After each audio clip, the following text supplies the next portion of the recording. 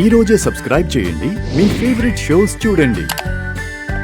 Doctor గారు, మరి మొత్తం బ్యాక్ అంతా కూడా ఆరోగ్యకరంగా ఉండాలంటే ఎండింగ్ టెయిల్ బోన్ వరకు కూడా మనం వ్యాయామాలు చేసి దాన్ని కదలికలు అనేవి సృష్టిస్తూ ఉండాలి కదా. అవునమ్మా. మరి ఆ వ్యాయామాలు ఏంటో ఒకసారి చూద్దామా? కదలకుండా వంగి కూర్చుని పనులు చేసినప్పుడు మెడపోసల దగ్గర నుంచి ముడ్డిపోసల వరకు వాటిని పట్టి ఉంచి కదపటానికి అవసరమయ్యే కండరాలన్నీ అలాగే స్థిరంగా ఉండేసరికి బిగిసిపోతున్నాయి. ఆ స్టిఫ్నెస్ వల్ల మనకి మూమెంట్స్ కూడా ఫ్లెక్సిబిలిటీ సరిగా ఉండదు.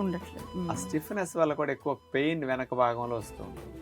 అందుకని వాటన్నిటిని, ఆ మజిల్స్ అన్నిటిని ఫ్రీ చేయటానికి, అట్లాగే ఆ పూసలన్నీ కూడా ఫ్రీగా పరక్కలకి ముందుకి వెనక్కి వంగటానికి అనుకూలంగా ఫ్లెక్సిబిలిటీ రావటానికి ఉపయోగపడే సులభ వ్యాయామాలు చాలా ఇష్టపడే విధంగా, మ్యూజిక్ పెట్టుకు చేసే విధంగా ఎలా ఉండాలో చూడండి. అవి మెడ నొప్పి ఉన్నవారు తగ్గించుకోవటానికి, లేనివారు రాకుండా చేసుకోవటానికి ఉపయోగపడే సులభ వ్యాయామాలు చూడబోతున్నాం. ముందుగా స్ట్రైట్గా నుంచున్న తర్వాత కుడి కాల్ని మోకాల దగ్గర నుంచి వెనక్కి మడిచి పాదం లేపిన తర్వాత ఎడమ చేత్తో కుడి పాదాన్ని తాకుతాం, కుడి చేతిని అట్లా పైకి లిఫ్ట్ చేస్తాం.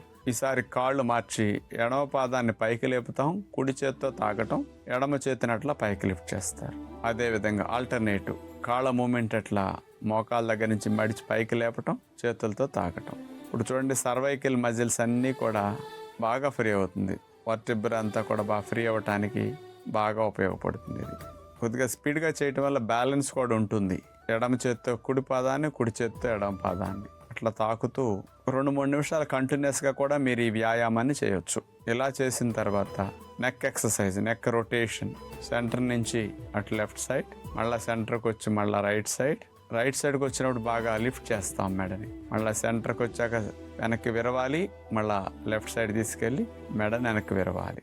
మళ్ళీ మధ్య భాగాన్ని తీసుకెళ్ళి మెడని ఎంత మ్యాక్సిమం వెనక్కి విరిస్తే అంత మంచిది. మళ్ళీ మధ్య నుంచి కుడి భాగాన్ని తీసుకెళ్ళి, మళ్ళీ సెంటర్ భాగాన్ని తీసుకెళ్ళి, మళ్ళీ ఎడమ భాగానికి తీసుకెళ్ళి ఇట్లా కంటిన్యూస్గా నెక్ మూమెంట్ చేయటం ద్వారా మెడ నొప్పి బాగా తగ్గుతుంది. మీరు ఎన్ని గంటలు కూర్చుని కంప్యూటర్ దగ్గర కానీ ఆఫీస్ వర్క్ అని చేసుకున్నా మెడకండాలు బాగా బలోపేతమై మీకు నొప్పి రాకుండా ఉంటాయన్నమాట. ఇక మూడో వ్యాయామంగా స్ట్రైట్గా నుంచున్న తర్వాత కుడి చేతిని పైకి లేపేసి ఎడమ చెవు దగ్గర చేతి వేళ్ళు అట్లా పెట్టేసి తల భాగాన్ని చేతి వేళ్లతో పట్టుకుని కుడివైపు సైడ్ స్ట్రెచ్ చేస్తాం. తర్వాత ఈ చేయి తీసేసి ఎడమ చేయి పైకి లేపి ఎడమ చేతి వేళ్లతో తల భాగాన్ని పట్టుకుని ఎడమ వైపుకి మెడనట్లా తలని సైడ్ స్ట్రెచ్ చేస్తాం. పట్టుకున్నట్లా చేత్తో గట్టిగా అంటాం. అప్పుడు బాగా సైడ్ మజిల్స్ బాగా స్ట్రెచ్ అవుతాయి. మెడని ఒకసారి కుడివైపుకి, మరోసారి ఎడమ వైపుకి అట్లా సైడ్ స్ట్రెచ్ చేతి సపోర్ట్తో చేస్తాం అన్నమాట. ఇలాంటి 3 వ్యాయామాలు సర్వైకల్ వర్టిబ్రా హెల్దీగా ఉండటం కోసం బాగా ఉపయోగపడితే ప్రయత్నించండి.